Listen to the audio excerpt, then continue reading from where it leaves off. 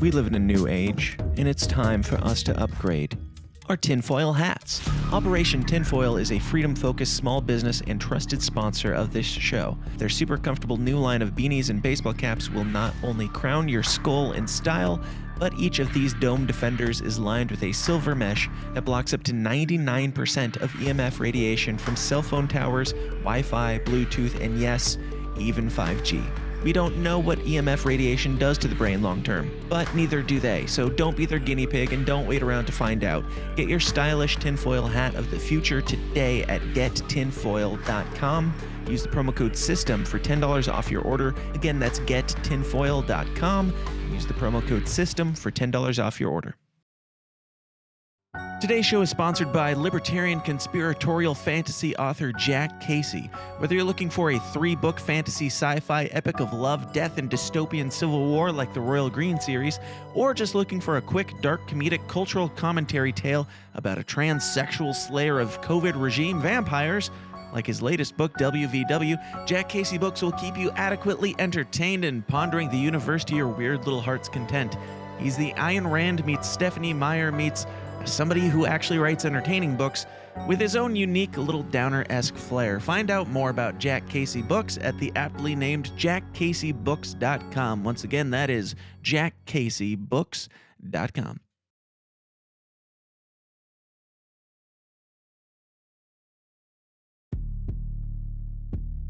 Shit, I had another ad ready to go, but hey, guys, hopefully we can like make me...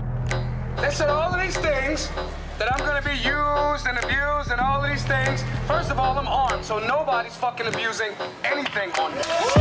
They know that we have the power to make them stop. So 700,000 people in a country of 330 million is enough to plunge us into some sort of collective psychosis? This is not a system that's working. We have tens of millions of people out there who may indeed disagree among themselves, but one thing they do agree on is live and let live. And we win by going out unapologetically and forcefully into the world. You will actually have better Democrats and better Republicans if a libertarian's in the room. The point here is to spread liberty into rooms that it currently isn't in. Lack of community, lack of purpose, and loneliness. That's what's killing our kids. We watch on TV and we see how panicked the establishment is. The tyrant's job is to oppress you, and your job is to prescribe the limits to their oppression. Simple and plain. Yeah, it played eventually. We're off to a good start. Hey guys, welcome back to the least comfortable show on the web. It's The Systems Down, where we talk about all the uncomfortable topics like conspiracies, politics, religion, all the things that trigger you, and including, but not limited to, the news. We're going to talk about some news today. We're going to get into it. We are going to get into all of it, but you have to do me a quick favor first. You need to go out and share this with all your friends, all your enemies, all the lulberts and the fakertarians, and just kidding. I don't care. I don't care who you share it with. Just share it with somebody. Yeah, we've got Brian Nichols on the show today. It's going to be a good one. We're going to be talking about a bunch of controversial Dilberts and dildos and all sorts of fun things. So go share this with all your people, and let's get weird. All I ask is, if we have to give these bastards our lives, we give them hell before we do! The tragedy of our day is the climate of fear in which we live. Talking about the Salomon Brothers building collapsing. I would ask the congressman to withdraw that comment and tell us that he really means that.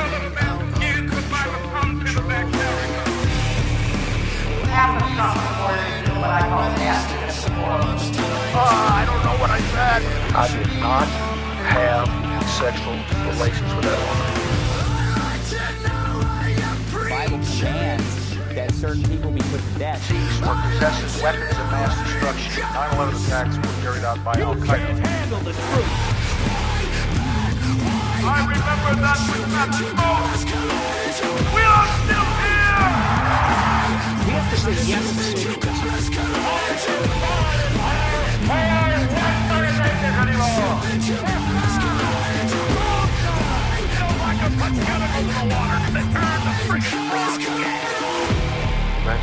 No. It's a big club, and you ain't in it. All right. now. Today's episode is brought to you first and foremost, and I say that, but that's after all the other ads, so it's not really first or foremost, but my favorite sponsor of the show, that music's a little loud, my favorite sponsor of the show is you guys in the Downers Club, people like Grumpy Gnome, RJ, JC, Justin Savoy, Justico Mitchell, Silas Lane, Dave Casey, Zach something, Ryan, Sean, Level Zero. I'm tired, guys. It's been a long week already. Paul, Brandon Berger, Joe Kabinski, Derek Evans, Nathan Sipes, Mary Rome, Justin Zielinski, and William Wells, and a bunch of others. If you want to get your name on that list and probably have it read incorrectly and lazily and sloppily at some point in your life, go on over to patreon.com/the system is down and sign up for the Downers Club. You can get more weird, more raw, more offensive, more weekly content, including the after parties. The after parties that happen typically after each one of these episodes, but we missed last week. We're catching up today. We've got an after party plan. It's going to be fun. You don't want to miss it immediately following the show. So get in there. Patreon.com/the system is down. We're also bringing back all the recaps. I think we're going to do the South Park recaps, with Brian McWilliams, the Mandalorian recaps with Mark Claire and stuff.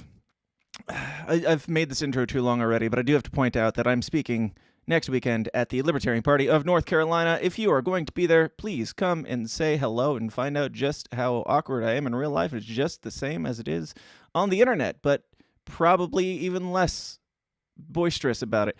Also, Libertarian Party of Florida convention, I will be speaking. That's somewhere in April 21st to the 23rd or something like that.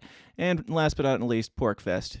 I'll be at Pork Fest doing all the Pork Fest stuff. So be there, come hang. Let's make some libertarian culture together. Now, speaking of libertarian culture, I've got a guest today to talk about the stuff, the news, the things happening in the world.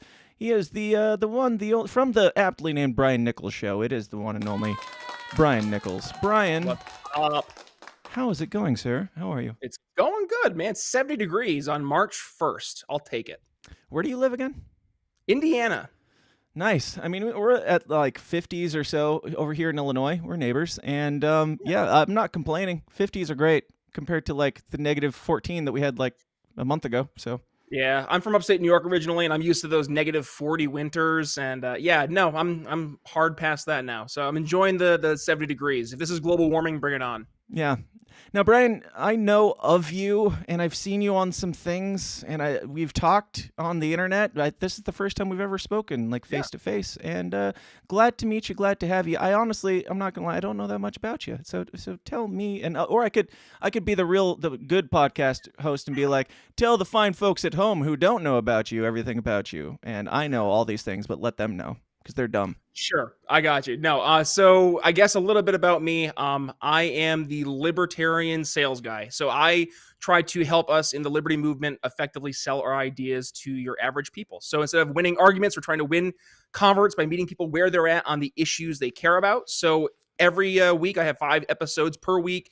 Usually what we do is we'll have either guests on the show talking about specific solutions to the problems we see out there, or we will talk specifically about how we can use what I use in the B2B world of sales and marketing techniques that win there and how we can use them to win in the world of politics. So showing what we do over there, whether it's going out from cold outreach all the way to closing the actual sale. And I actually just wrote a brand new ebook for local candidates, how to win their local elections. And that's a free ebook that literally addresses just that, how to win your local elections. So all the way from building your campaign, fundraising, all the way to election day. So that's kind of who I am in a nutshell, 30,000 foot overview. Nice. I like it. And you're part of the We Are Libertarians network, right? Yes, sir. Okay. I guess it'll be fine. What's Spangle do this time? Yeah, I actually I don't know, I don't pay attention to the beefs online. I work with the Mises Caucus guys a lot, but I not I don't know. I have nothing against anybody until it actually comes into my neck of the woods. I really don't care about any of that. But Spangle's always been great to me, and he's been on the show a bunch of times, and he's cool. But I just know that I don't know. The camps for some reason don't seem to get along, or I've seen rumblings. I haven't looked into it that much. Can you enlighten me on why I don't know. Do you guys have problems with the Mises Caucus or the other way around? I have no idea what's going on. I've never had any problems with the Mises Caucus. Actually, I've worked quite a bit with the Mises Caucus. I think the main division, and it's not really, I think, the We Are Libertarians network or in particular. I think it's just we have a lot of individuals on the network. So we have a lot of different opinions. So that ends up being, you'll have one person and they have We Are Libertarians and it turns into, well, the We Are Libertarians network said. But rather what it actually is, I think, is just a matter of a different way of a perspective of approaching things, frankly. If you look at how I've been trying to bring the sales and marketing approach to selling liberty, it's very different than what we've seen as the traditional approach to a lot of folks wanting this more clubhouse mentality of, we have our little social club, we have our little leadership positions. And while we never really get beyond that, it feels important to us. I think you see the Mises Caucus really, they were turning that approach on its head, and that ruffled a lot of feathers. So I think that's where a lot of the derision came from. And I mean, you go across the board, right? Over the past 4 years, we've seen a lot of change in the Libertarian Party. And I frankly think it's been change for the best. And at the very least, we're having more conversations with people that we weren't having with before. Jeff Charles actually was just on my show. It's an episode that's going to be airing here in a couple of days. And he's said to me on the show, he's always been interested in the libertarian movement, but he just never really took it seriously. And now he's actually saying, hey, I want to get involved with the Mises Caucus. I want to get involved in the Libertarian Party because I think it's a viable means to get our ideas into action. That right there is the biggest part that's been missing. And I think right now we have a great opportunity to bring our ideas not just to the people, but also to show how our ideas will work. So that's why I've been focusing really exclusively on local elections more recently, because local elections give us a chance, number one, to win elections very, very easily versus trying to run for federal elections. But number two, actually get our ideas into action. And then we can have a little bit we can refer back to when we're trying to say, hey, look at all the great things our ideas can actually accomplish. But not so much they sound like great ideas, but now we actually have skins in the wall to refer back to and use as an example. Awesome. Very cool. Yeah, that's a good sales pitch. Very polished. I like it. Do you get any pushback on the sales and marketing side? Like, there's a part of me that knows that we need 1,000 times more people who are good at sales and marketing like yourself, and then there's the other part of me that's like, people who are into sales and marketing are fake. Do you ever get people who don't like that? All the time. Yeah, you get the used car salesman approach, right? The slap your hand on the top of the car and you'll be like, oh man, you can get so many miles out of this old boy. No, that's absolutely a thing that check out this party right here. This party's got 50, 70 years under its belt and it's doing great. Yeah, well, and this is the reality a lot of libertarians have to acknowledge, that good ideas alone don't win. You can't good idea people to death, right? You can't feature and benefit people to death if you're trying to have sales actually win. So what's successful? It's showing people how you bring value, but also solve the problem, right? And at the end of the day, the main thing that we have not done a good job at as libertarians has been getting people to get comfortable with getting uncomfortable, getting away from the traditional status quo. If you look at Pepsi, Coke, we are RC Cola. We are so far behind that we think we are playing the Pepsi Cola game, but we're just trying to get on the radar. Right. So what we have to do is entirely change the way we approach selling our ideas. And instead of just trying to, again, throw books at people and say, look at this. This is a great idea, and you should read this 400-page book. Understand that people don't have the time. They don't have the energy. And frankly, it's on us to teach them without trying to belittle, but also to overwhelm. So how do we do that? We enter into the conversations they're already having. We meet people where they're at on the issues they care about. And then we start to show how we can solve the problems. We don't lead in with, here are 5 amazing things that make libertarianism the best thing ever, and you're an idiot if you don't follow us. No, that's going to turn people away. What works is finding out what makes them tick, what gets them out of bed in the morning, but mostly what keeps them up at night, and how do we help address that? Yeah. Gotcha. I like it. And you might be able to lend some advice to some of the people that we're going to be talking about today in the campaign and marketing side of things, because we start off today with Mayor Lori Lightfoot becoming the first mayor in 40 years to lose re-election in Chicago. Yep. You're this is close to home, but it doesn't impact you the way it impacts me. But do you have any thoughts on this lovely woman? She's claiming that she got canned because of racism and misogyny. I think it's because she was Beetlejuice's like love child. No, Lori Lightfoot got canceled and lost because she was a terrible mayor of Chicago. Yeah, and because you were terrible at your job. That's just like, you know, a starting point. Just like base. not only was she terrible at her job, she was racist. She was discriminatory. She overtly took a position to make life uncomfortable for people who decided to, by a medical decision, not take the jab. She went out of her way, not just to make their lives more difficult, but openly and transparently on TV admitted and bragged as much. She not only deserved to lose. I want to see every single politician. I want to see Lori Lightfoot. I want to see Phil Kenny. You go through the list of these leftist mayors who not only locked down their cities and made second-class citizens out of people who didn't get the vax, but then went out of their way to avoid the very regulations and rules they put in place. Okay, so I'll go back to Philadelphia, right? I lived in Philadelphia for 7 years, and Mayor Kenny went out of his way to go down to Maryland where the rules were less restrictive so he could get out of Philadelphia to go eat food. Like, who truly does that? Like, unless you're that much of a narcissist, right? And I genuinely don't understand how there are some people who are so cavalier and so comfortable over the past 3 years of making quite literal secondhand citizens out of their neighbors overnight by just simply being afraid. I don't know, man. Like, it's scary. And I think it's really opened a lot of our eyes in terms of what could be and why it's so important for us to engage in this conversation. Because if we're not, then it's going to be dictated by one side. It's going to be people like Lori Lightfoot, like Mayor Kenny down in Philadelphia. So that's why, dude, like, I'm so glad to see Lori Lightfoot not just lose, but get third. Good. Right. Yeah, and it's not, I mean, it's worth a celebration, absolutely. But, you know, she's going to be replaced by somebody that's probably the same and just doesn't look as scary. You know, like Donald Trump being replaced by DeSantis. But we'll talk about them later on. Now, with you know, she's like pissed off that she didn't get reelected. It's kind of amazing the brazenness of these people to with the crime, with like letting people out of jail and locking good citizens down, basically. It's amazing that they're like, it sucks that I didn't get reelected. It's like, bitch, you should be in jail. Like, you should be happy that you're walking free, that you will walk away from this, just like, you know, the Cuomos of the world and all these people. You will walk away scot-free and receive no punishment other than you don't get your glory anymore. That's it. That's all you're losing. So shut up. Yep, they're the specials in society, man. They have their own set of rules. It's the George Carlin bit. I think you had that there in your intro, right? Like, It's a big club and you ain't in it. It's exactly what we're seeing right now. We're literally watching the Hunger Games. Like, you're watching the Capitol right now. This is the people from the Capitol. This is how they would act in the Hunger Games. It's funny though, because all these leftist, you know, shriekers going out there thinking that they're Katniss in the Hunger Games. Like, no, you're the blue-haired freak that's in the Capitol, you drinking with all the other weirdos, right? The people that we didn't like in the movie because they were the bad guys. You know the show, The Masked Singer?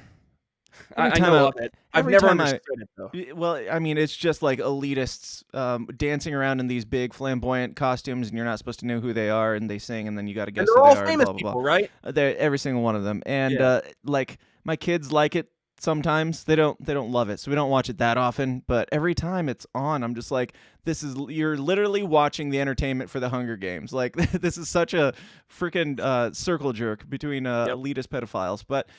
Yeah, anyway, let's talk. So last week we talked about the Project Veritas, all that, James O'Keefe getting ousted by Project Veritas. And I want to believe that this is a parody. Like, this cannot possibly be real, that this came out this week from Project Veritas. We, the staff at Project Veritas, are at a crossroads.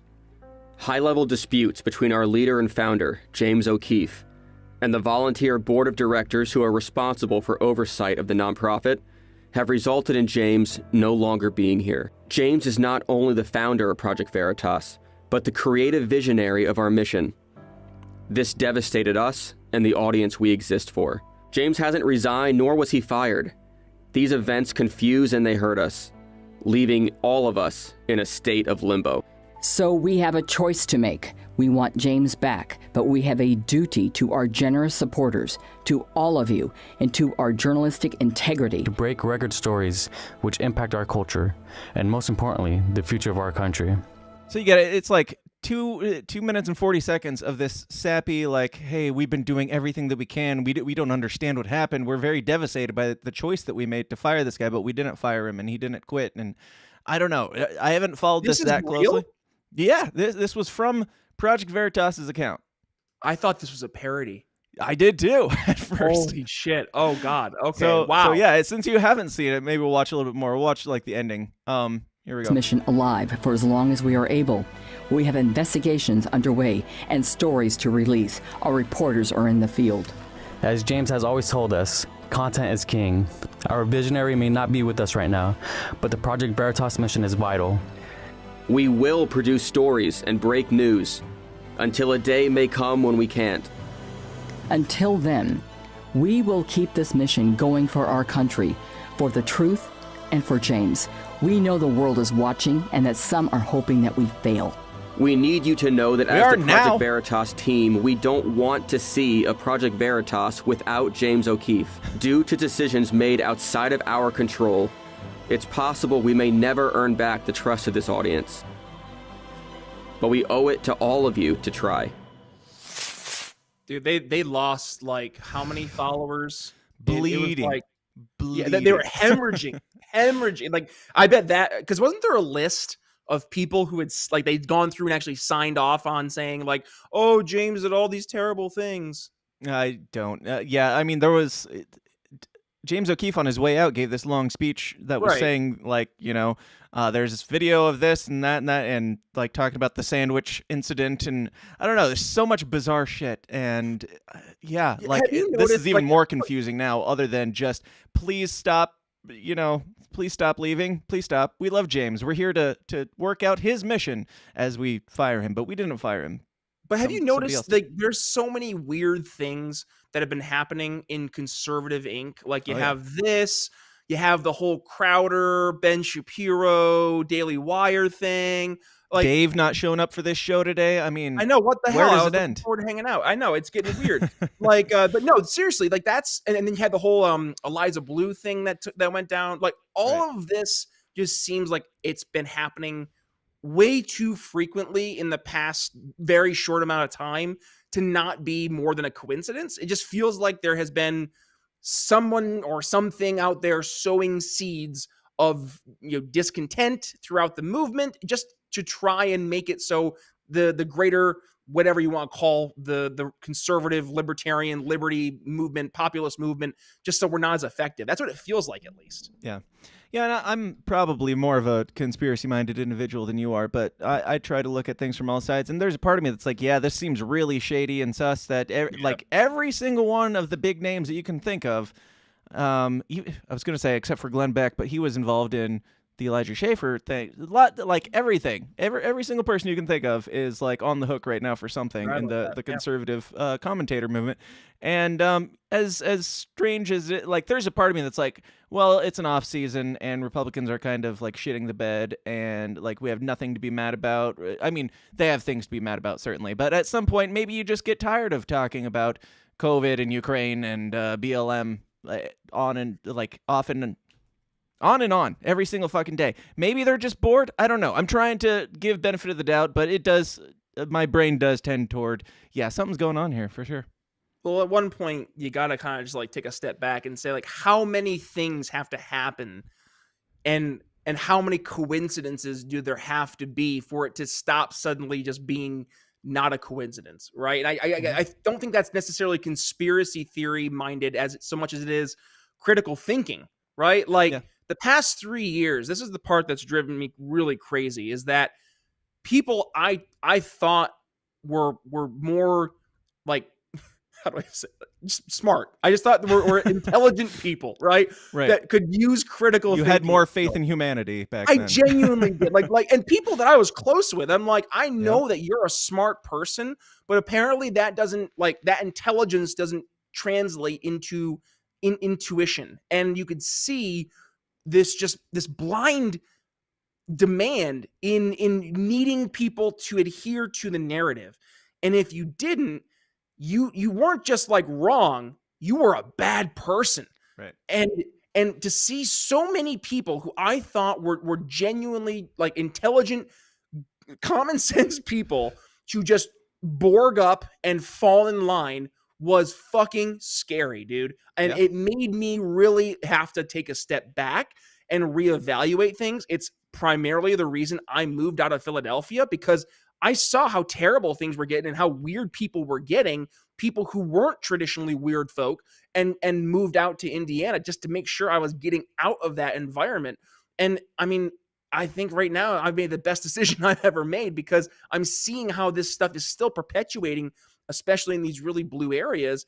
And like, I don't know where we're going to be in 5 years. If you would have told me 5 years ago where we are today, I would have laughed in your face. So, and that would have made you a conspiracy theory. So I'm up for anything now. I think everything is on the table as a possibility after what we've just been through over just the short past 3 years, man. It's just, I don't know how else you can approach it anymore, you know? Especially given the latest COVID revelations, but we're going to talk about that later. No spoilers. But yeah, Michael Malice, I don't know if he's the first one to say this, but he was the first one who I heard say this, but he has brought up multiple times, like the idea of literal NPCs in the real world, like just people who are potentially even soulless. And I mean, I don't want to believe it, and it seems harsh to say that, but I feel like at some point it's almost giving them the most benefit of the doubt that you can. Like, you must be just like, either you're completely fucking retarded, or giving you benefit of the doubt that you're just not quite, built the same way. Because like the mass movement of just not disinformation or misinformation, but just intentional desire to believe things that are clearly not true is just staggering. There's a bunch of people, I think you're absolutely right, who they are mindless drones, right? They are the NPC. They are the cartoon character we envision them to be. But I think we have a third group of people that we can speak to, and that aren't necessarily NPCs, but they're overwhelmed. And it's the average person who they're struggling to make the bills meet. They're trying to figure out, how do I get food on the table for the kids? How do I put my kids through an education?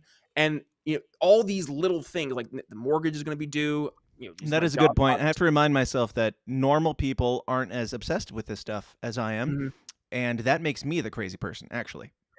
Well, like at this point, if you're informed, you have to be a crazy person to stay informed and stay up to date on all this stuff. Now that there's true, right? You do have to be much more like invested in this. But that's where I think we have an opportunity, because not that person, it's not that they don't care, it's that they just don't have the bandwidth, or they don't have the bandwidth to devote towards understanding. So how do we help them better understand it without having to invest so much time, energy, and effort to digest and really understand, not necessarily understand, but to truly send them links to this show. That's how you get them. But actually, right? And I know that sounds like really cliche, but this is also why the YouTube shorts, the reels, the TikToks are having such success, because it forces us to communicate in a short, succinct manner. Now, I don't know of any libertarian who's ever been known for being short and succinct. No. And that's a problem. I say that as a podcast host myself. I've made it a point more recently to really try to get better at being more short and succinct, because that's how your average person is consuming information. So I feel attacked, but I'm working on it. I'm working on it, Brian. Me too, man. It's a daily struggle. But like, how do you? And I find the best way to do this is by setting narratives, right? If you can effectively start setting narratives and planting seeds and getting people to say, "Oh, really?" And once you plant that seed, get them to have enough genuine curiosity that either A, they're going to do a little research on their own, or B, it's going to just stick with them for a little bit of a long term, and it will percolate right behind the scenes. So it's on us to start doing more in that world of how do we get people to have their interest piqued? How do we plant more seeds? And I think it's tough for us in the 2023 mentality, because this is the instant gratification society that we live in. It's the instant return on investment society. We expect to have our action instantly equal the outcome overnight. And that's just not how it works. It's not how it works in business, B2B sales. It's not how it works in a political campaign. And it's not how it works in trying to fundamentally change the way people address these issues. So the best way I have found, and the best way I think we're seeing that we can win, is by making it more easy for people to digest this content, to enter into a more less threatening environment, right? We don't want it to be where they have to feel they have to take be human, 14 different make the courses. culture and chill. Yes. Like be Exactly. human with people. Yes, exactly. Yeah. Yeah, I absolutely agree. I forgot to mention at the beginning of this, Jack Casey's reminding me with his fake super chats here. If you would like to fake super chat, if you have any questions for Brian or any thoughts that you want me to read, they better be very important. Otherwise, I will make fun of you. And if they are important, I will still make fun of you. You can also call in 309-716-3818, and I should probably open that before I say that you can do that. But yeah, you can fake super chat because they don't. If YouTube hates you, they hate me, they hate all of this stuff that we're doing. But Jack Casey says, oh no, I can't see it. What we need to do is put out more fantasy novels to seduce them into liking liberty by dazzling with swords and magic.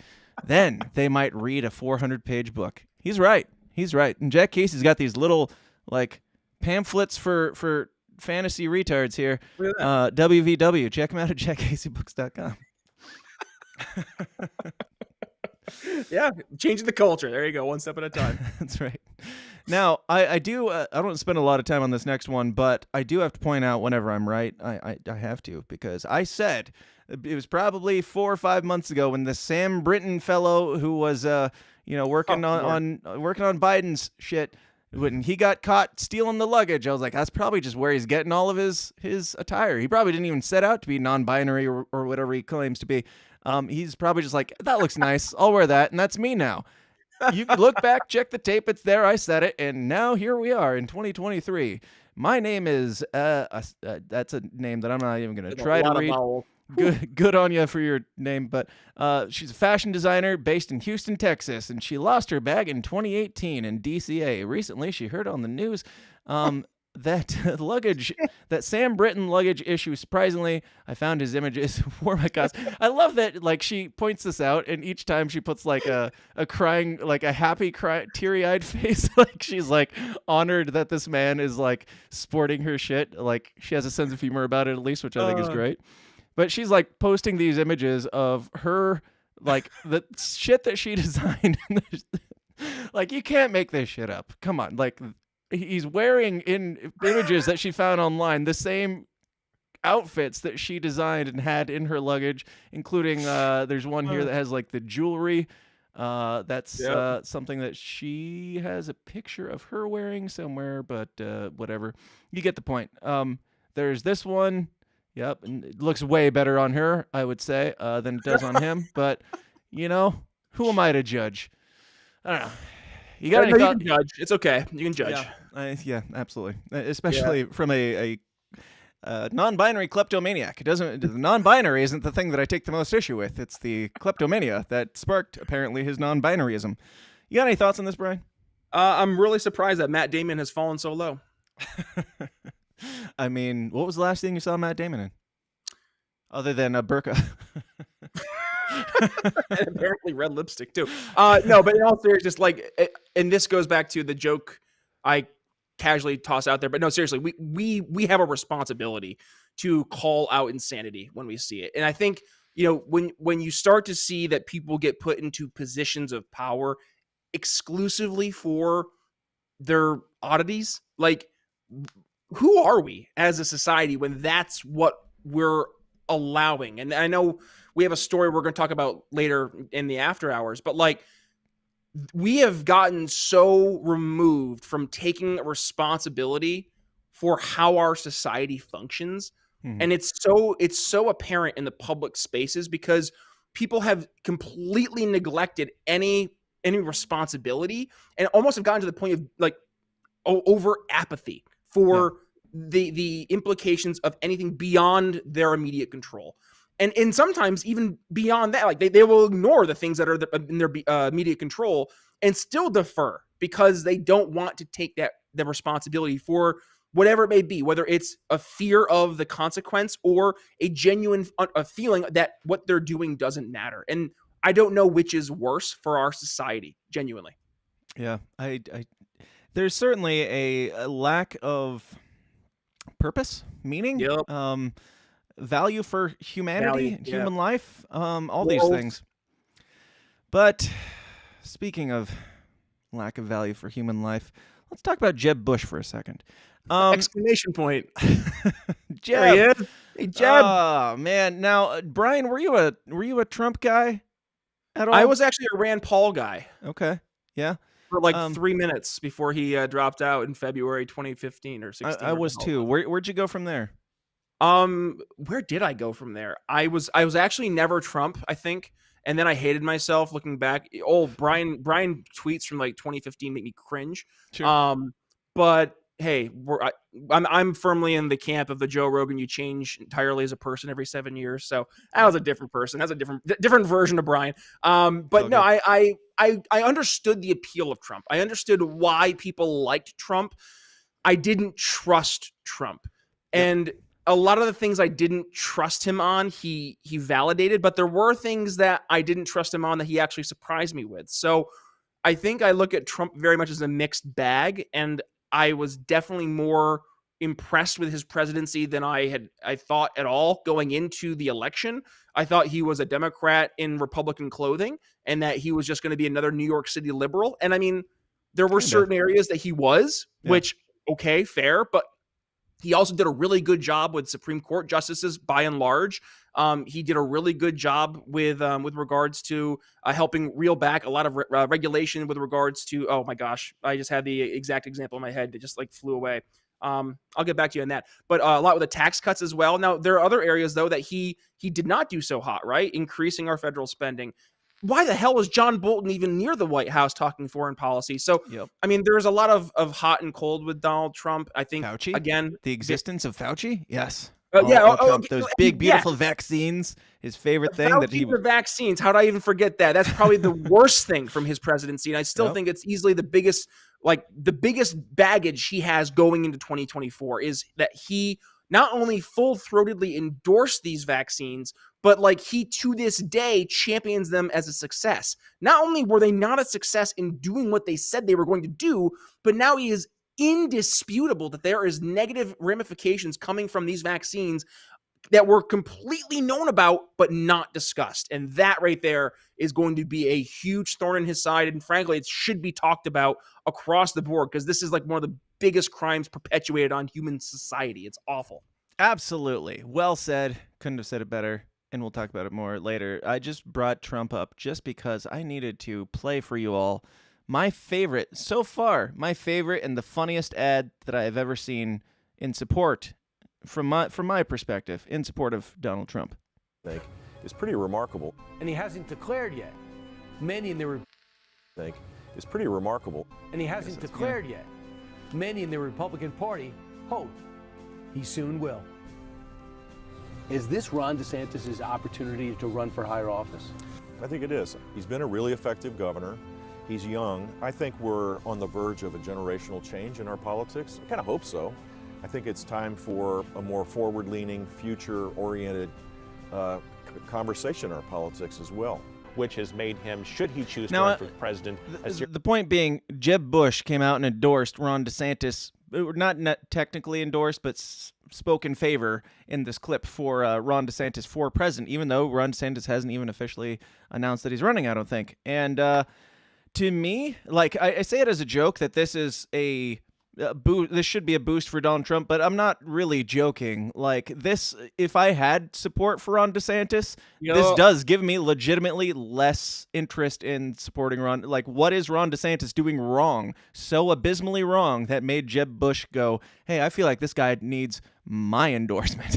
Yeah. Well, and I had the exact same thought. As soon as I saw that ad, I said, oh man, what a better endorsement for Trump to have Jeb Bush. I mean, the only better may have been like what, Chris Christie or like someone like that. Another no name that was like kind of washed through, Marco Rubio maybe, but like to Jeb Bush, right? Like Jeb Bush. So that South Carolina debate stage was the moment I said, about Trump.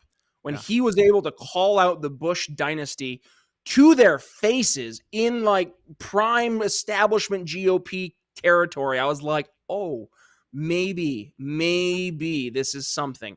Now, did I vote for him in 2016? No, I voted for Gary. I know I voted for Gary. His Aleppo tongue and all. However, Same. I'm not proud of it either, but I'm more proud of it than everybody that voted for before Gary. I guess. Gary. Like he's a good guy. Yeah. He is. Who was the Republican nominee that ran against Obama? I always forget. Was it McCain? McCain, yes. I did vote for McCain. I think he was the first person I voted for just because I was like, I'm a Republican, so we vote Republican. We don't think very hard. Yeah. And, no, that was me with Romney. I never thought. That's the answer right there. I never thought. And because you're right, you never really were taught how to think politically. You were taught to trust your team, trust your tribe, and you go that route. You vote the letter next to their name. You don't vote on the principle. And you don't like abortion, and McCain will get rid of abortion. Like the single issue voting shit, it drives me crazy looking back on it now, because it's like, yes, I don't like abortion, and what did any of these Republican presidents do to prevent or curb or anything abortion? Like they get in there and nothing happens.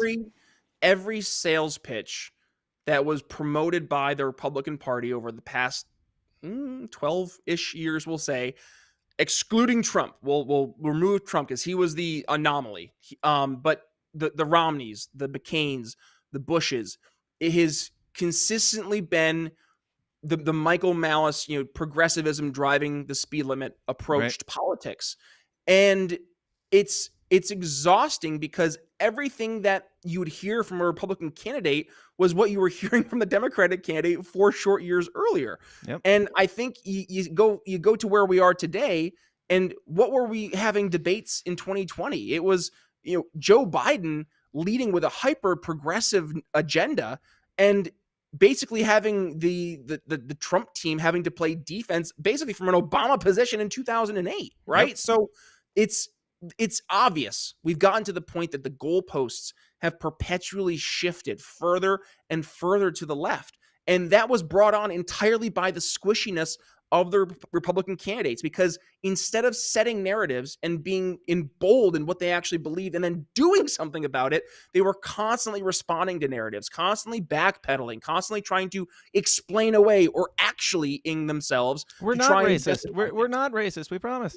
Exactly. Oh yeah.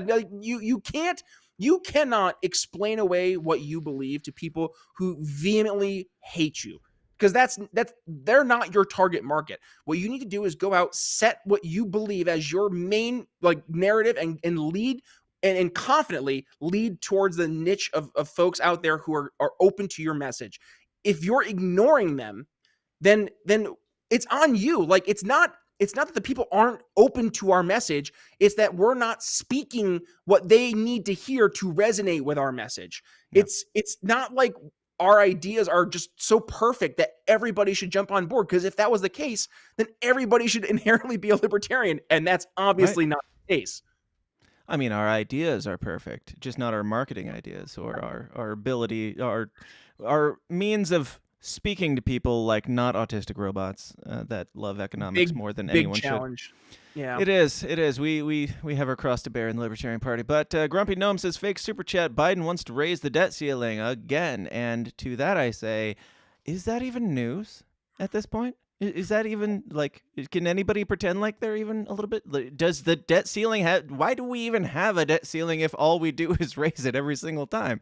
It's like, I don't know, there's a goalpost, but the goalpost will always move. If ever you get anywhere near the goalpost keeps going. So who cares? Who cares? Yeah, it's all just fake. go ask Janet Yellen. She'll tell you why it's so important for us to raise the debt ceiling, because we have to make sure we always pay our bills. And that's what it comes down to. Everybody's saying we have to pay our bills. We've never once defaulted on our debt in the entirety of the United States. It's like we've never defaulted on it, but we have infinitely more than we will ever be able to pay. So what do you mean by default? It was $32 trillion in debt. What are we even talking about? I can't believe that the idea of just raising the debt limit and continuing to increase spending is just that's the status quo. That how if you were a business, right? And I understand the appeal that people have when they're like, we need a businessman for president. I get that appeal, because when you look at a company, you can't operate like this. This isn't sustainable. It's laughable. And yet this is how we function as a country. And we don't even bat an eye. I remember I worked in a congressional campaign in 2012, and I think the number was like 12 million or something, or 12 trillion rather, or something like that for debt. And that just seems like that's a drop in the bucket now. Like that's nothing. And we have gotten so like it's the frog in the pot of boiling water, but like times 10. Like, but the pot is on fire. Yeah, the pot's on fire. The frog is dead, and we are just still completely either numb to the reality, or we've gotten so far past trying to solve this that we're almost like burn it all down. The pot is not only on fire, but while it's burning, we're like, how much money can we justify spending on Ukraine right now to end that war? And that actually, this just came. I just found this today. I don't know if it's new, but oh no, yeah, I saw this. I mean, if you. No, I'll save my thoughts. All right. The U.S. will have to send their sons and daughters exactly the same way as we are sending their sons and daughters to war, and they will have to fight because it's nature that we're talking about, and they will be dying, God forbid, because it's a horrible thing. If you don't recognize that voice, that is the very effeminate female voice actor, So we have a guy who's been a fan of the show for a long time. His name is Justin Zelensky, and every time I go to say Zelensky, I almost say Justin. But Volodymyr Zelensky, who is now the money's not enough. Now he's insisting, send your sons, your daughters, your everybody, and prepare to die because we're worth it. Strap in for World War III. It's here. It's around the corner. That's so been brazen. Where we've been heading for the past year. Right. It's been apparent. The propaganda was so strong from the onset, and you could feel that this has been where this has been heading. And I'm so exhausted. I don't know about you, but like there comes a point where you can only say the same thing so many times, and just you feel like it's falling on deaf ears. And is anybody paying attention? Now, like, I'm not trying to shit on the Rage Against the War Machine rally. I actually had a good buddy on the show, Brian Konkowski, here back last couple episodes ago, and we talked about the Rage Against the War Machine rally. And it was really, really important that there's people out there fighting that good fight. But there's, a couple thousand people there. It wasn't the mass movement that we need. We need a massive anti-war movement. Now, it was probably a good start, but is it enough? Do you have a right? And yes, I agree with you, and that's kind of how it is with anything that libertarians are involved in. It's like, yeah, we'll get enough for us to get excited about it, certainly, and that's like not dogging on it. We've talked about it a lot on the show, and I support it wholeheartedly. But at the same time, it was only a couple thousand, and that only goes so far. It got conversations going, certainly, and it we're going to talk about the Rachel Maddow thing in the after party, and it's just beautiful, the brazenness of their lies at this point. But for a question for you, like, if not that, then what? Like, where do you start? Mm-hmm. No, I think that was a good start, right? Like, I don't think that there's a negative to the rally itself. I think actually that was not only a good start, it was needed. We need to go out and build coalitions with people. But we also need to lead on the issues that people are talking about, right? For every crazy, person out there trying to denounce the rally, there is, another 10 people who watched or heard of something and were like, well, yeah, maybe we should talk about not spending quadrillion dollars over in children Ukraine and endless war. Yeah, and like bloodshed. now sending our kids overseas, that's not cool. That's the last time we really had a true like anti-war movement. I think really, man, Syria, that was pretty much the last time. Like Obama hinted that we might have to send our troops overseas, and people are like, the fuck you are, and he's like, oh, just kidding, and that was the last you really heard about Syria, right, from a troop standpoint. But I mean, beyond that, they then didn't have Trump the same came into level of office. propaganda, though, for a lot of these things, did they? Like, the level of propaganda for this one, like the amount that they're keeping from the public and the amount that they're saying, if you don't support this, you're evil and you have to have the Ukraine flag in your profile picture and all this shit. Like, the propaganda is impressive, and in a way that I don't remember seeing in my lifetime, possibly even as much, probably even more than the support for the Afghanistan war after 9/11, what we've seen right now. In 2003, it was pretty bad too with the operation was Iraqi Freedom. I remember seeing like on the TV. I had like a local expo event that my dad and I were going to. We were walking through, and they had on the TV the bombing campaign that was taking place. And you're walking through, you can see it on the big screen. And I just remember seeing it as a kid, and it was just very surreal because the city of Baghdad looked so calm and so peaceful, and yet you just see all of a sudden explosions everywhere. And as a kid, you don't really think about the context of, what if that was your downtown city? Like, I lived in Philadelphia for 7 years. What if that was right there on the Parkway, right outside the art museum, right? Like, it gets different when you see it get close to home, but you look to what they were doing. They were making this look like a movie, right? Like, it looked like a movie. And everything. In fact, some of the propaganda was literally movie shots that were being posted and shared around as actual footage. Yeah. Well, and look where we are today, right? Like, not only was it the same kind of approach and the same playbook, but now the technology is like so much better, and it's so much easier to get people to see this shit. Like, there's a great YouTube channel I follow called Corridor Crew over. Okay, you're familiar. Yeah, they do some scary stuff with technology. Like, dude, when one of the Biden videos came out, the one where he's like got the brain. Like, he's got the zombie look. It's only like 10 seconds long or something. That's the best that they could get. I'd tagged Corridor Crew in there, and I was like, Corridor Crew, break down this deep fake for us, please. but actually, like, that's where we are at, right? Like, the deep fake stuff is going to be like not only scary, but like it's going to be world changing. We're at the point right now. It's going to be world destroyingly scary. Exactly. Like, think back to. And this is the one example I like to use. I see you though, because I know you will. You like The Mandalorian. And I remember watching the first season when Luke Skywalker, spoiler alert, Luke Skywalker shows up, right? And I remember I was like, oh, got goosebumps. And then like you see him pull off the hood, and you're like, that's Luke Skywalker. Okay, there's a little bit off, but that's Luke Skywalker. And it was so cool. And then you fast forward like what, a year and a half for the season 2, and then they have the first one was like janky, and it was like obvious that it was deep fake, and there was like some very very stiffness. Then the next like the amount you're absolutely right, like the amount that they increased just in like less than a year.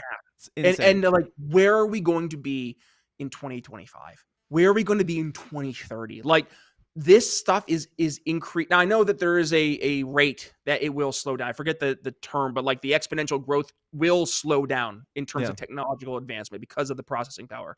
So where is that? Where will that line be? TBD, right?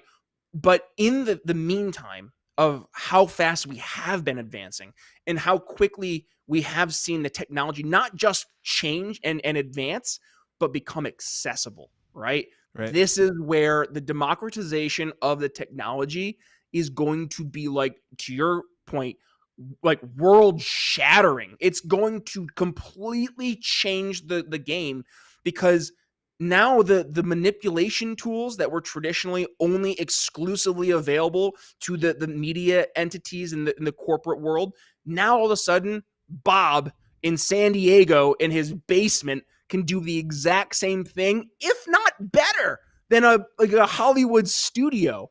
And the reason incredible. The reason why Luke Skywalker was so amazing in the second season was because they picked up some guy who just made a video out of a passion project on the internet and like redid the end scene, and then like, come do it for us. And if a guy Bob in his basement can do it, you know that the fat cats at Disney are stepping their game up, and if they are, you know that the CIA is at leaps and bounds ahead of them. So yeah, I mean, everybody's using ChatGPT right now, right? And you have Google with their, was it Lambda? Not me. I'm not that lonely. Yeah. Not that lonely. Give it time. You'll find the enjoyment in Chat GPTs. You'll have it sing you sweet nothings to sleep. No, but like Chat GPT is so much better than the Google AI, and it just speaks to how the innovation in the marketplace, like it does exist. Now, I'm not going to get into the debate of like, well, where'd the money come from? Because absolutely, like the money through the technology world is all incestuous. But then you look at the fundamentals that exist, right? Right now you have Google with their AI, you have Chat GPT with their AI, you have I know Open AI is like the umbrella under DALL-E and Chat GPT, and then there's Stable Diffusion, I think, is the other one. And then you have a couple others. I know Elon's talking about making a non-woke Chat GPT competitor. So there is inherently going to be a rush, not just to diversify the way that we're using AI, but I'm excited to see there's actually going to be a diverse approach in the AI being presented, because I keep on hearing, the takeover of the AI, which is kind of a thing to be concerned about, because we're gonna have an AI like culture war within like a year. Probably. Like they're going to be fighting amongst each other. Elon versus the woke Chat GPT. And how awesome would that be, right? I'm down for that. Let them destroy each other. Let's watch.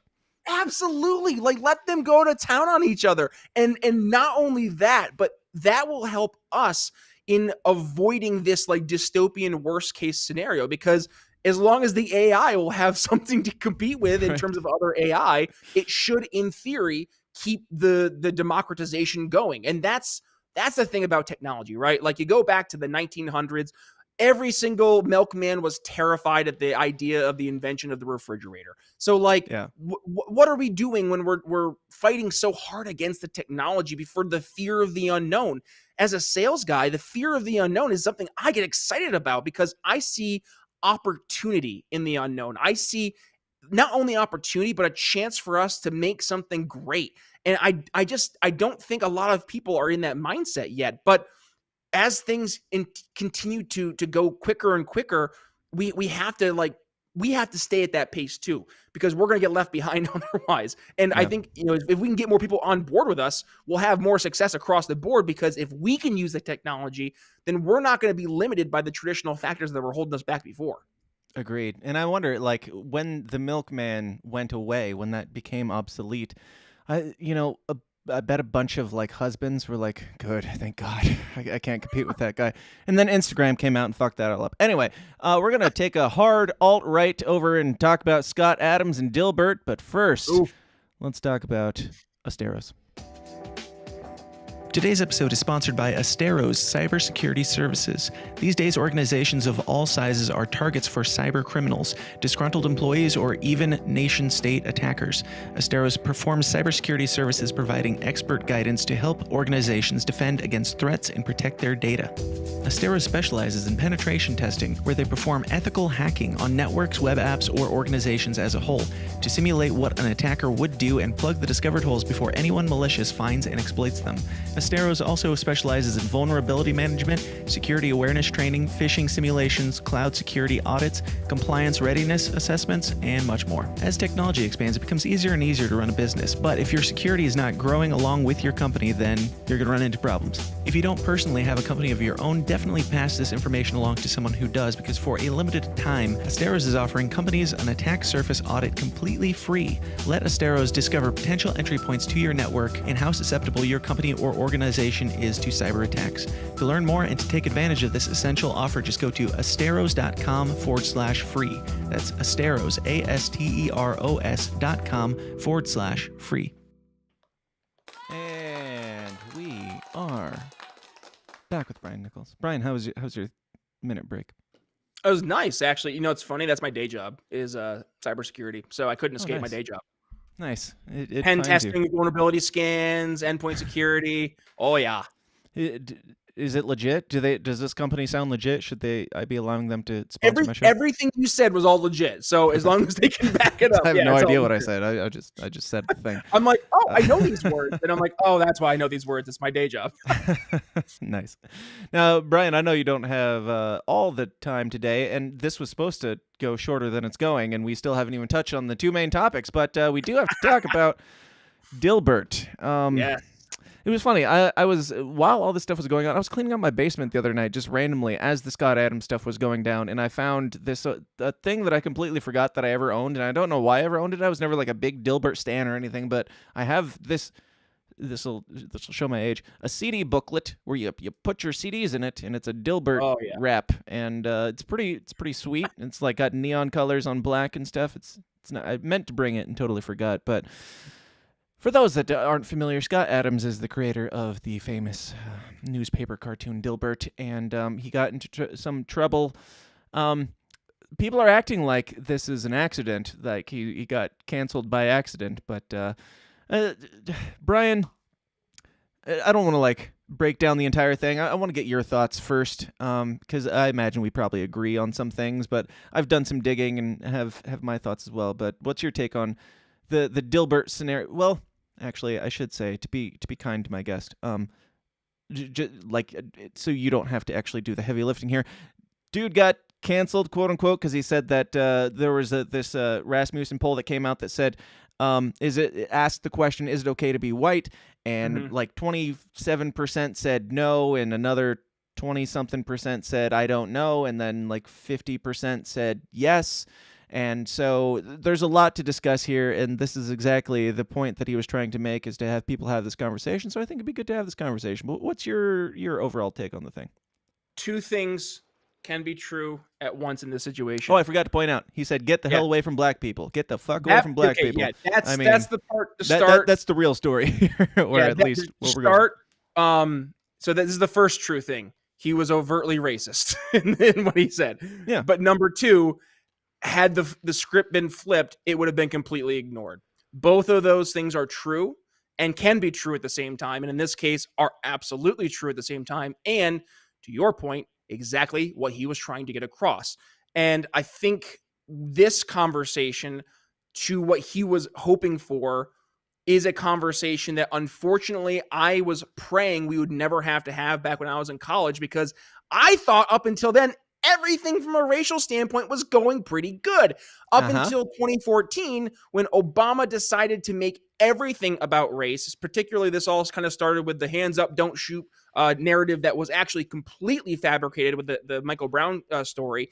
And it has turned into what we saw back in 2020 with the Summer of Love, which I got to experience. And boy, did I love it in Philadelphia. Not really. You get to see that the race relations have only gotten to where they are today, some of the worst we've seen in recent memory. And it's entirely because government and government officials have made race a primary issue that they want to address and, quote, solve, but they're not actually trying to solve it. Just like a drug dealer or a big pharma rep, they're trying to get their prescription sold for the problem that they've created. And it's unfortunate and it's sad that we're at this point as a society. I want to see us go back to, I remember I had a little guy. I say a little guy. I was a little guy. I was like 5 years old in kindergarten, but a little guy that was a friend of mine. We were both 5 years old. He was black. I was white. We were both the same height. And we called each other vanilla and chocolate because we were the same height. We thought it was really cool, right? That was literally like how mentality of race was. And then it all changed. And I hate that it changed because how quickly we forget. Right. It's insane. Like, and you know what's this is why I'm not a big fan of streaming services as much as other people are. I like to own. I'm actually looking to see if I have a CD. It's over there. I have a whole CD stack over there, and I have it on purpose because they can't change it. They can't go in and augment my CDs that I have. They can't remove a word that 5 years from now is going to be some fucking ridiculous censored word because some special interest group got rid of it. Like, I don't want that to be like, I have my Ferris Bueller DVD because I know that Ferris Bueller DVD is going to have one of my favorite scenes removed in the future, or like in The Office where they fucking remove the blackface scene, which the entire point of that scene was to show how racism is stupid. So like people end up making so many more issues and cause so many more problems when they try to be these censorious Nazis. And like, this is the, I don't know where I was really going with this, but like, this is why it's so important for us to try and maintain the narrative, right? To like set what is and is not acceptable, because when you see the other people take the positions of power and they can so quickly destroy things, you hit it, man.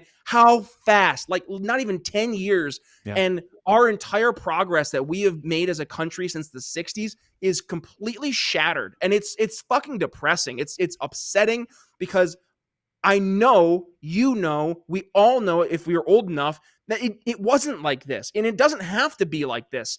We can change it. And I think we're seeing some people change it because you see folks like Lori Lightfoot not just lose, get her ass kicked and go to third place. Not only with that, she's the first incumbent in Chicago history to not be reelected or not even to make it to the next ballot. That's insane that she got that bad. So you're seeing people who have been trying to do this kind of divisive nonsense. They're starting to face the reality that this isn't sustainable. At the end of the day, people, you can't harbor the hate. Like, and I'm going to sound like Ian Cosgrove over on Tim Pool now, but like, you gotta bring the love, man. Like you gotta stop trying to foster hate. Like hate only begets more hate. Hate is a poison. It will bring you down. And if you're harboring the hate, it's not going to yield you any positivity. You have to find ways to build true positive bridges with people. Don't force things, but like try to find people who are on the same wavelength and go from there. I ranted. I'm sorry. No, please. No, it's great. And Jack Case is giving you fires in the chat, so you're onto something here. And so with this Dilbert thing, it's been kind of a conundrum because he has made it very clear that he did set out to do. And the people who pay attention to this guy, you know that he wasn't just like making a racist statement for the hell of it. The point, to my understanding, like he did this, and did you watch the Hotep Jesus interview that he did? I didn't know. Okay, so Scott puts out this thing on his own first, this solo rant about get the hell away from black people if this poll is true. And then he knew that there would be all this hype and everything. And then he goes on Hotep Jesus' show because it was great. Like, whatever you think of Hotep Jesus, I don't follow him super closely, but I watched Hotep Jesus reacting to the Scott solo episode, and Hotep is just like laughing his ass off because he's like, no, he's onto something here. There's something going on here. I don't buy this for a second. And then Scott goes on to Hotep Jesus' show shortly after and gives the breakdown. And it's basically just like, if this poll is true, if what the Democrats are saying is true, that like, what was the point that you were trying to prove by asking this question in asking, is it okay to be white? Like, right. If you're right, then can you do, if your neighbor doesn't think, whether it's about race or it's about gender or what have you, no matter which side you land on, if your neighbor doesn't think that you have the right to exist, then yeah, what should the natural response to that be? It would be get the hell away from that person, obviously. Mm-hmm.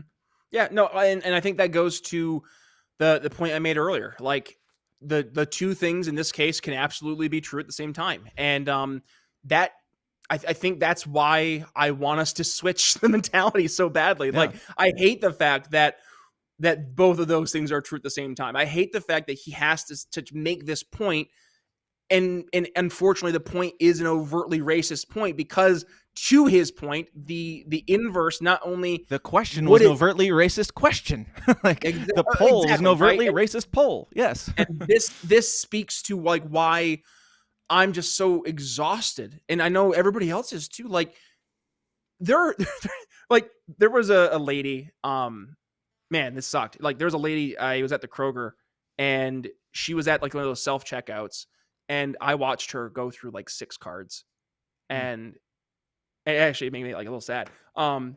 She went through like 6 cards to try and get the groceries for her kids that week, and you could just see her frantically like just trying to figure out like, how can I get these groceries for my kids? Right. And like I just to see that, and then like you're like, wow, this is what we're talking. Like this is what the elites think we need to be focusing on. We need to hate each other. Like we need to focus on the differences of our race and stuff. It's like no, it doesn't matter who the person is, what color they are, what gender they are, what religion they are. Like as a human, you see somebody struggling. And it's like this, like real struggle, right? Like true, genuine struggle, not some like college sociology class bullshit you've been told is a struggle. Like an actual struggle where you're facing like real life ramifications and implications of what you can and cannot do based on your circumstances. Like, that shit's real. And it breaks my heart that we as a society aren't at that point that we can address that as a real issue. And instead we're focusing on the things that don't matter. And like, frankly, that's why I'm so thankful that there are people like you, people like Spike Cohen, like Dave Smith, like Eric July, like Maj Toure, who are going out and like talking about the issues that genuinely matter, right? Like, you got Spike going out and he's talking to people directly. You got Dave going out talking to people directly. I mean, Maj, I got to hang out, with Maj in the show here recently and, talking about the great things he's doing over in Philly. Across the board, there are so many more important things that people are looking for answers towards, that other people in positions of, whether it's power or in celebrity or media, whatever it may be, they're not talking about that stuff. Yeah. But people want to hear it. They want to hear the good that can exist, right? Like, they're tired of turning on the news and hearing the guy start out saying good evening and then have the next 30 minutes be why the evening's not good, right? They want something different. And I mean, that's kind of this show, but yeah. Well, yeah, exactly. But like, that's why it's so important for us to like present the good stuff out there and like to show not just the problems, but like, here's what we can be. Like, I tell the story of that buddy I had back when I was in kindergarten, because I remember that and it made me happy to know that used to be how it was. Like, you didn't have to think about the racial stuff. He was a person and we were tall. Like Family Matters, Barack Obama, Bill Cosby, Sanford and Son, like when people give like the MAGA movement shit, and I certainly do too, but they give they're like, well, when was America great? And it's like, I don't know when it was great, but it was certainly a hell of a lot better. I don't know, 10 years ago? Can we just go back to 10 years ago at least? And of course that makes you sound like the boomer who's like, oh, these damn kids, but it's like, no, you're bitching about race relations when they're worse than they've ever been in my lifetime. And it's all because of the anti-racist movement. Shout out to Joe Jorgensen. Good on you. But this is where it goes. If you're telling people, hey, it's not enough to be inclusive and be, loving people based on their personality and, their, I don't know. If it's not good enough to judge people on the content of their character, then we find ourselves suddenly just with this magnifying glass on every little minute fucking thing that doesn't matter. And I don't think it's an accident. Like, no, it can't possibly have gotten this bad this fast by accident, in my opinion. What do you think? Oh no, you're 100% right, man. And if you look at where we are as a country and how fast it's gotten to this point, you back to where we were, right? There are no coincidences when you see so many of these coincidences now happen. And I think we're at a point as a country where collectively we are starting to acknowledge that something is happening internally that is we're at a breaking point, right? Like, something has to change. And something has been happening internally that has gotten us to this point.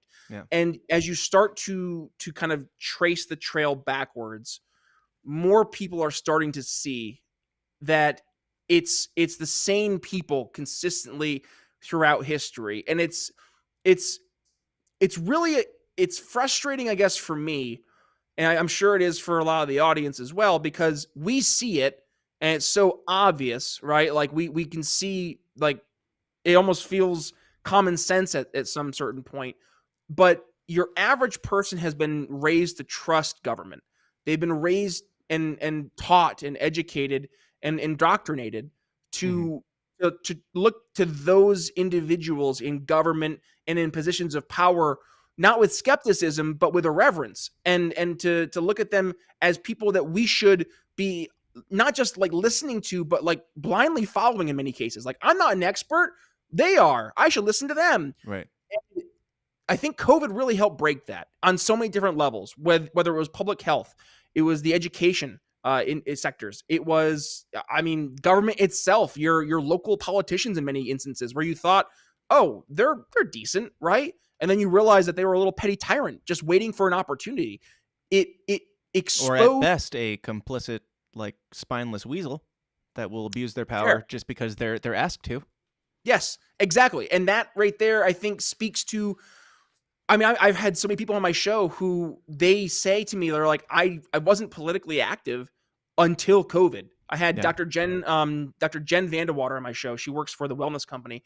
And she was like, yeah, like I wasn't really getting involved in politics. And then all of a sudden I saw what they were saying I could, I could say and what I couldn't say as a pharmacist. And I'm like, no, no, we can't do this. And now, she's ran for local office and she's on their town board now. Like, awesome. We need more people like that. We need to be able to get the conversations where people who are starting to wake up and say, like, this is wrong, empower them, get them more involved, and bring people together to feel they can have this conversation. Yeah. Absolutely. And like the point of this show was to have the uncomfortable conversations back in the day. And there's some of them that it's, as time has gone on, I had a dip there during some of the like 2016s, 2017s, and I was like, I don't know if we can talk about that. Then I got to the point where I'm like, well, fuck this shit. If I can't talk about it, then what's the point of this show? But so yeah, with this Scott Adams thing, like it seems like, and he basically said in many more words on the Hotep Jesus episode, he was like, I knew what the outcome would be. Of course, I knew that Dilbert would get dropped from all these news publications, and this would light me on fire, and this would make me a pariah, but it would also start the conversation. He even said, like, I planned on retiring Dilbert at some point, and my initial plan, because he's kind of a troll, what his initial plan was to just make Dilbert transition, become a woman, and then just walk away from it just to piss people off. Like, this guy, like, in speaking of COVID, he wasn't good on COVID. He kind of sucked ass on COVID. And I didn't follow him that closely back then, but yeah, like he's supported like BLM and different minority groups, and like he's more woke than the media is ever going to give him credit for. Now he's like a right wing white ring Nazi or something because he made these statements. And I hesitate to say this, but again, this is my show, and if I can't say it on my show, then where can I say it? Good on Scott Adams for starting the conversation and for deciding to just kick the door open and be like, hey, what are we doing here? And he has nothing to lose at this point because he was planning on retiring. So he's like, I'll burn my entire legacy down just to make you guys start having this conversation. If Democrats, if you want to put it out there, if you want to put it on display that blacks hate whites, then what would the response be to that? What would the natural response be to that? Let's have that conversation. And yeah, I don't know. You're seeing a lot more actors, noted figures. I mean, Woody Harrelson just went out. I mean, his Saturday Night Live bit, I thought it sucked up until the last bit. Sorry, Woody, if you listen to this. But like, truly, I didn't know where he was going until he went to the very, very last 20 seconds of his opening monologue. And I'm like, oh, he's taking on the big pharma companies and corporate media for being shills. Okay, gotcha. And they bought the politicians. Okay, I get it now. But like, it's taking, unfortunately, 3 years now for some of these people to finally start saying this stuff. And I'm hoping, and I don't know, man, like I'm just hoping we're not too late. I really hope it's not too late, because there are people that I know even in my circles, right, that are so down this rabbit hole. They're almost to the point of no return. And I think a lot of it is the very toxic leftist video game culture. That's something a lot of libertarians need to start focusing more on. I know Jack Lloyd's doing a lot of good things out there. Eric July is doing a lot of good things out there. Remzo Martinez and Mark Claire over at Second Print Comics, they're doing a lot of great things. Like we need to change not just the conversations, but the culture around those conversations. And you don't do that by just going in and being like, let's talk about this particular topic today. You go in by just like creating content, creating the culture. Yeah. Exactly. Yeah, I mean, you can be the conservatives from like the early 2000s who are like, we need to have like parental advisory stickers on things because we don't like that. That changed the culture, but not really necessarily for the better. Like, it can't be just an anti-everything. It has to be building something that is uniquely good and its own thing that, like, you don't even... I say this all the time, but, like, you don't have to make a libertarian sphere and a libertarian culture. You need to be yourself. If you're a libertarian, great, but you need to be yourself and build a culture around that and show people that it's okay to just like baseline be a decent fucking human at this point. That's all it takes. Yes. Oh my God. Thank you. Because this is the truth. Good people will bring out the good in people.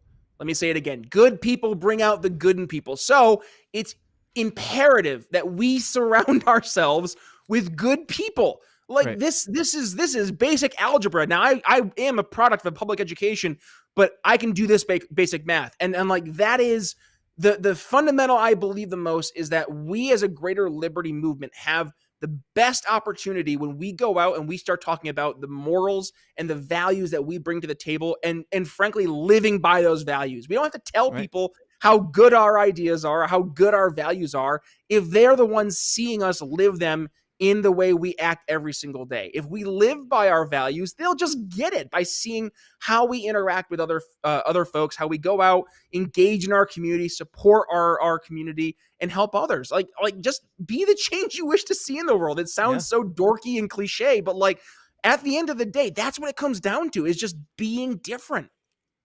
As I let you get a drink. Sorry. Yeah, they will know you by your words, and or they will know you not by your words, but by your power. I'm pretty sure that's scriptural. Like, there's a lot of crossovers in the Christian movement and everything, which I've dogged on that even more than libertarian movement in my history. But like, there's so many parallels that I've seen where it's like, guys, just stop trying to make the Christian movie and just make a fucking good movie and be like decent humans to people and love people. I think that speaks more to, what people are looking for than, I don't know, the preaching. But yeah, we gotta at least touch on the COVID thing, and we kind of good transition there out of the Scott Adams stuff. Did you have anything else to say on the Scott Adams thing? To be perfectly clear, I don't think either of us agree with the words that Scott Adams said, except for if that poll is true, yes, whoever hates you, maybe don't live by them. If you know that your neighbor hates you,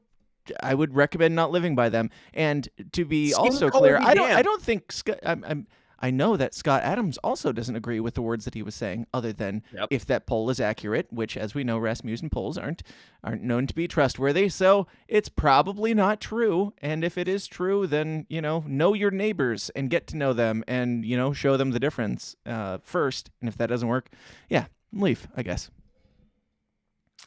So COVID, if y'all remember COVID, that's a thing that's still in the news for some reason, mostly because it's still a deadly, terrible pandemic virus that's going on in the world. But eating some crow lately, some backpedaling going on because the U.S. This is from CNN Politics, which I had to bring up the CNN article because that just makes it even better to read this headline.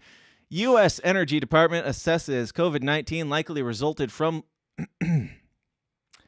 Where? Where? From where? A lab leak? Oh. No, easy. Honestly, I don't know if we're even allowed to read the truth now that it's acceptable headlines on YouTube, but came from a lab leak, according to the U.S. Energy Department, furthering U.S. intel divide over virus origin. So, it's... Shockingly enough, it's turning out that, again, the conspiracy theorists, or as the media calls them, were right the entire time. I wasn't expecting that. I mean, I got to work it in at least one time per episode, but... That was good. No, how about that? Conspiracy theorists. I mean, we just got to get a different name for conspiracy theorists. I think... I'm just owning it. I'm just... Prophesizers? Prophets. That's the word. Yes. Language is hard. Speaking is harder. But no, I think we're at this point, and again, this goes back to real quick. I've heard people, and I've made the joke prophets, but it's also like it's not. It's just like common sense. It's annoying because people are like, oh, how could you possibly know that? It's like, well, you think about it for 2 seconds. Let alone the 3 years that we've had to stew on this and see how wrong they've been over and over and over again. No, it's not prophecy. It's just watching and discerning and thinking for yourself. That's all. I had a buddy who bio major, got his master's in teaching, and oh my God, just like talking to him is like bashing my head against a fucking wall, because he'll be like, masking is good. And I'm like, but Fauci said before the pandemic that masking would never stop a virus. Yep. Yeah, but that was before. But what? Well, science changes. But Fauci's the one who said it. But what did it change based off of, though? Like, it's fine if the science changes or if we come up with new discoveries, but you have to have a reason for why it changed or why it started the way it did in the first place. And when we ask why, your response should not be ban. Like, that's not how this works. Like, science is to be questioned. I remember that's part of the fun of making a hypothesis, is that you then go out and you say, hey, other scientists, you want to test my hypothesis? And then you let them try to break your science experiment. And that was the whole point of science. The scientific method was the point of science initially. And not only was that not allowed during COVID, but it was like actively fought against by the very scientists that claim to defend TM, the science. And I guess, I'm at the point, I think a lot of other people are at the point, we're just tired of this perpetual nonsense where we're told we have to, trust the experts, trust the science. And this is gonna carry down, right, beyond the conversation about COVID. This is going into other areas too, where the trust the expert mentality, it's gone. Like, people aren't listening anymore because they just don't trust. They were told to trust, and they not only saw that the trust shouldn't have been there to begin with, they did not earn their trust, but also the people who they were supposed to trust were going against the very thing they were telling other people to do. And that was I think the biggest thing for me, I know a lot of other people that kind of woke up, was when the COVID riot, or the Summer of Love riots started with the George Floyd protests, and the public health officials saying like, well, you can't go outside to the beach, but we can have these big protests because this is a social movement. As long as you're punching somebody in the face, COVID can't cross from person to person. But if you're alone surfing, you must be stopped. You are the tyrants. I like that one meme that came from the COVID pandemic where it's a scarecrow that somebody put out on a beach, and there's like 6 police officers that came up to it, and on the scarecrow just has pinned to it, waste their time.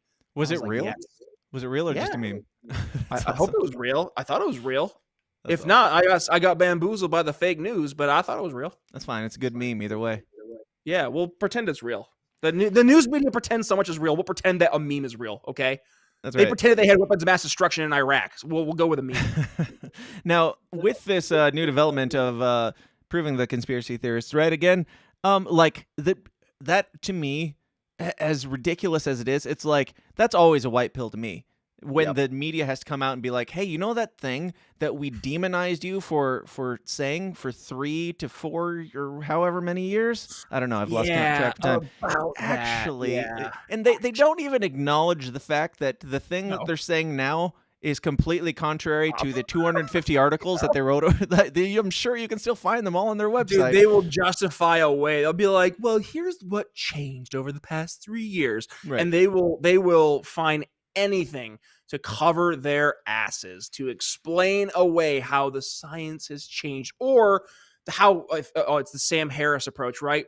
Well, if only these people had done exactly as we said, and if only a few other variables were specifically different. And if it was a worse pandemic and kids were dying and yes. Oh, so you mean if literally that everything made up was different about the scenario, pandemic would be a different outcome? Yes.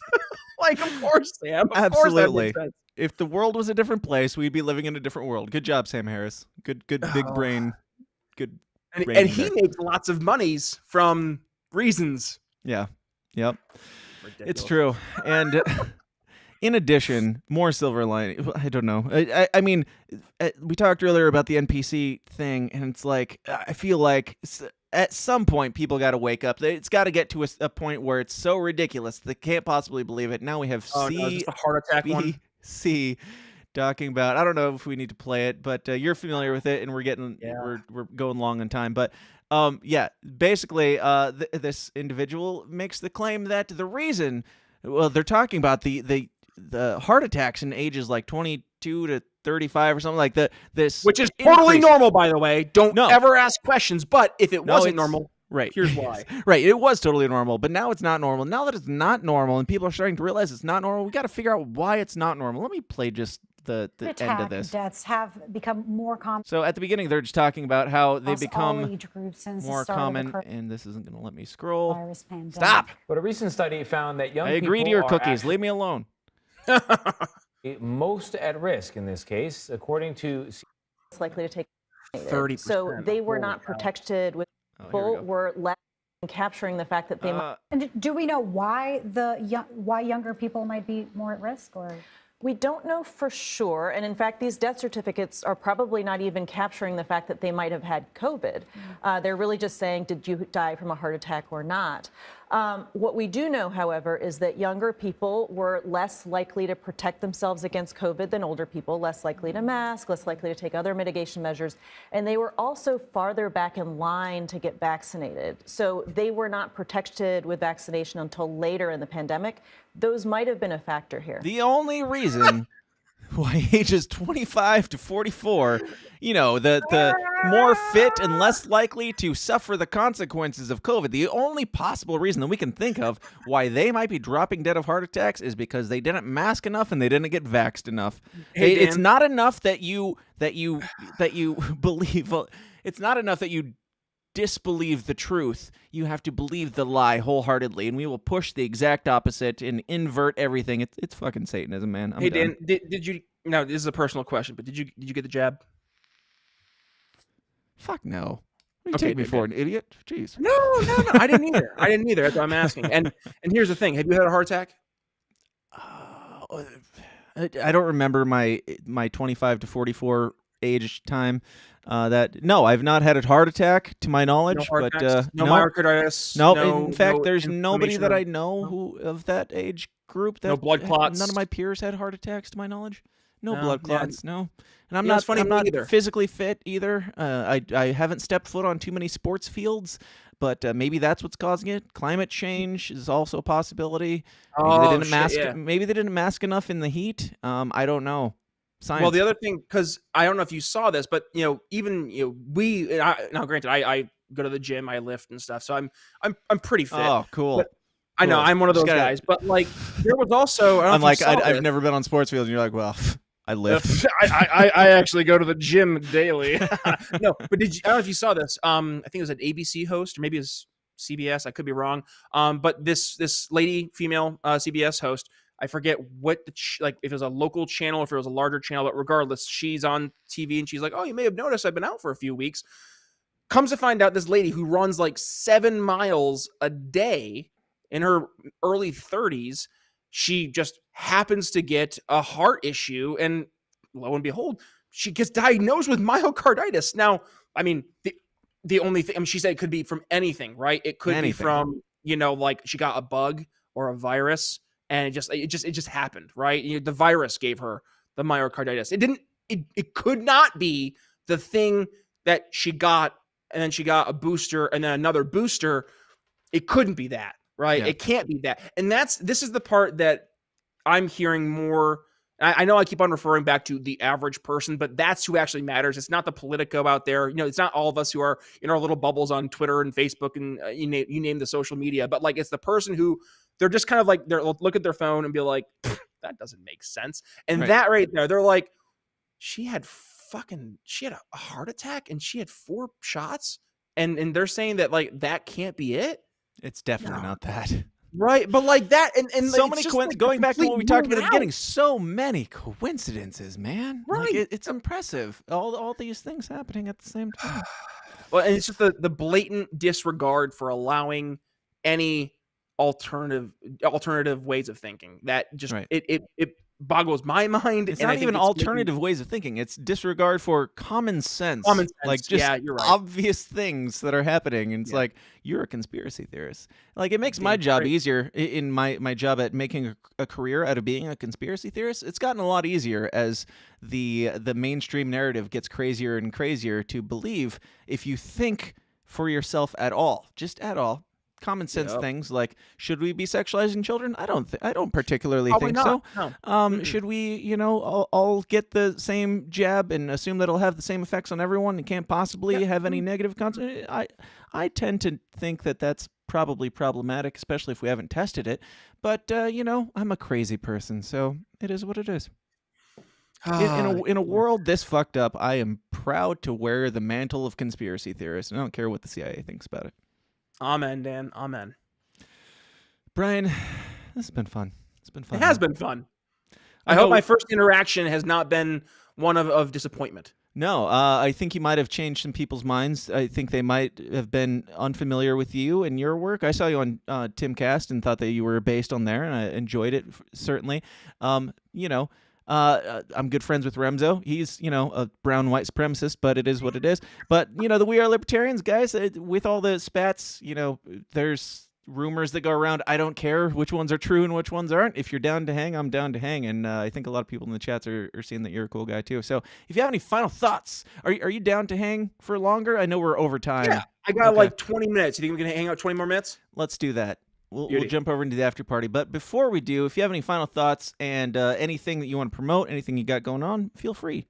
Yeah, absolutely. Well, final thoughts. First of all, thank you for having me on the show. And thank you for folks who had some preconceived notions for giving me a shot, right? Like at the end of the day, I am so tired of the fighting. I want us to focus on what matters, right? And here's what I think matters is finding people who are open to doing things differently, people who are in what we call a window of opportunity, right? So what we can do is when they're in that moment of opportunity, that window, and it is a window and it's going to shrink, we have to enter into the conversations they're having, meet them where they're at on the issues they care about. And with that, we can find out what makes them tick and then figure out how to bring our ideas, our solutions to the table and get them on board, and ergo, we will win. So I challenge everyone, please, if you're getting some value from the way that I've approached what we're talking about here from solutions today, do me a favor, go ahead, follow me on social media at B.Nichols Liberty. I'm on Twitter. I'm on Facebook. I'm also over on Odyssey, Rumble, and on YouTube. Doing a lot recently with YouTube Shorts. And just do me a favor, hit that subscribe button and little notification bell so you don't miss a single time we go live. And if you want to support the show, as we are obviously going out and reaching more people, showing them how to meet people where they're at on the issues they care about, you can support us over on Patreon. $1.99 a month. That's it. And also we have some nice goodies behind the scenes. And by the way, I have a free new ebook, 4 Easy Steps to Sell Liberty to Friends and Family. You can find that over at briannicholsshow.com/sell liberty. Love it. Love it. Good stuff. And we've got Jack Casey in the fake super chats saying he's officially gay for this episode. Jack, you were welcome. You were gay for this show long before Brian got here, but we'll take it. It is what it is. Also, Hody has been in the chats. Hody's an awesome dude. I don't care what anybody says about him. He says #build the WAL.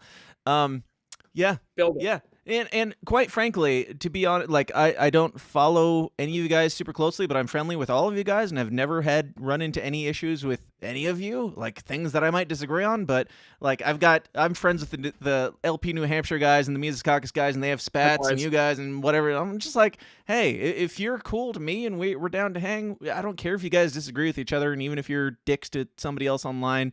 I mean, there are lines that if you cross, I might, probably less associate with people, but I got to applaud like the We Are Libertarians guys, even though I don't like listen to you guys all that often. You've always been cool, and you guys all disagree on certain things, and you work together and respect each other, and I think that's awesome. I think that we need more of that, so I applaud you guys for bringing the different sides of liberty to the table and being able to associate for Hody to be able to associate with such a alt-right skin-headed fellow as yourself.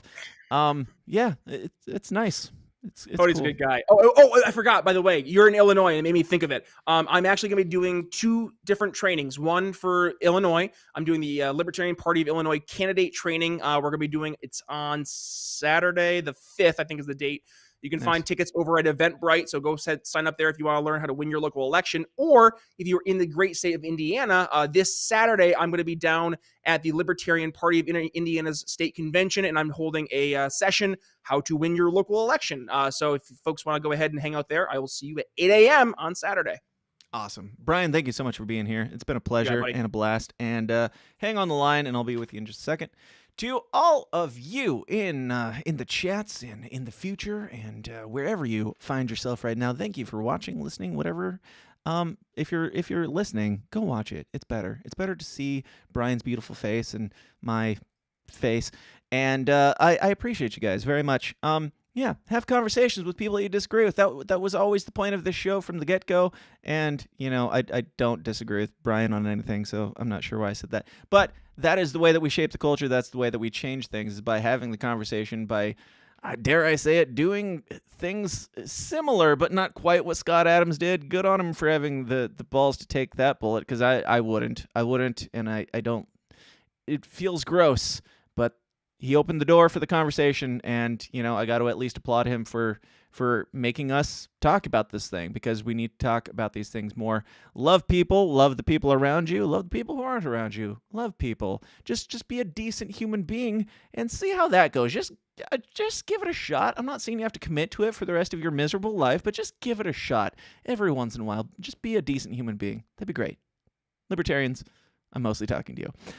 Thank you guys for being here, and join us in the Downers Club at patreon.com/The System Is Down. We're going to keep the party going. We're going to talk about, you know, shooting homeless people in the face and people standing idly by it and doing nothing to stop it, and maybe even some bad libertarian takes on this video that I saw. Lots of spicy stuff, but it gets more fun over there.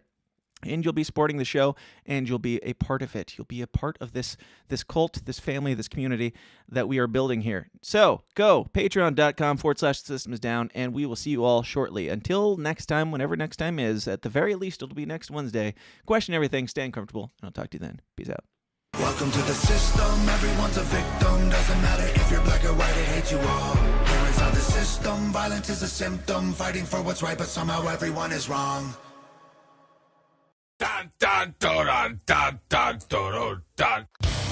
Hey guys, thanks for watching. Be sure to like and subscribe on your way out and help us change the world one uncomfortable conversation at a time. And if you like what you hear and you want to hear more, go join the Downers Club at patreon.com/The System Is Down for bonus episodes of the show every single week. Until next time, please continue to question everything, stay uncomfortable, and I'll talk to you then. Thanks.